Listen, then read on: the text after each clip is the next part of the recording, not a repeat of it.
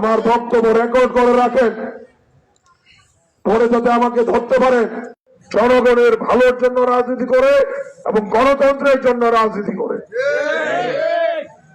এই যে আপনারা একটা চার দোকানে বসে কথা বলার সুযোগ ছিল না, এই যে আলেম ওলামারা তাদেরও কথা বলার সুযোগ ছিল না। খালেদা জিয়ার জানাজার পরে বড় বড় আলেম ওলামারা টেলিভিশনে সাক্ষাৎকার দিয়েছে, কি বলেছে যে একমাত্র নেত্রী খালেদা জিয়া ইসলামের পক্ষে ছিলেন, আলেম ওলামাদের পক্ষে ছিলেন। সেই জন্য তারা খালেদা জিয়াকে শেষবারের মতো শ্রদ্ধা জানানোর জন্য জানাজায় শরীক হয়েছে।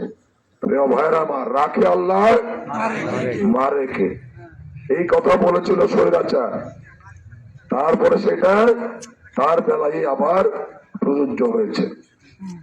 সেই জন্য মনে রাখবেন, কোন স্বৈরাচারী ক্ষমতায় দীর্ঘস্থায়ী থাকতে পারে না। আপনাদেরকে আরো একটা কথা মনে রাখতে হবে, সকল ক্ষমতার মালিক আল্লাহ, সকল প্রশংসার মালিক আল্লাহ। মরে যাব, অন্যায়কে কোনোদিন সাপোর্ট করব না। আমাদের নেত্রী এটা আমাদেরকে শিখিয়েছে। বাড়ি, আমার বাড়ি ভালকে গ্রামে, আমার থাকার ঘর ভালকি গ্রামে পড়েছে, পাকঘর বালিয়া গ্রামে পড়েছে। যারা বলে যে আমি তারাকান্দার, তারা মিথ্যা কথা বলে, তারা ষড়যন্ত্রকারী, দলের বিরুদ্ধে ষড়যন্ত্র করে। আমি আপনাদেরকে বলতে চাই যে আমি আপনাদের ভোটে, আপনাদের দোয়া নিয়ে, ভালোবাসা নিয়ে, স্নেহ নিয়ে আমি যদি নির্বাচিত হই, এই এমপিটা হবে জনগণের এমপি।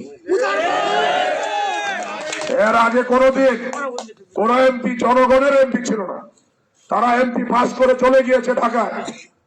5 বছর পরে আবার যখন নির্বাচন এসেছে, আবার নির্বাচনে ভোট চাইতে এসেছে, বাইল দিয়ে চাইল দিয়ে আপনাদের কাছে ভোট নিয়েছে।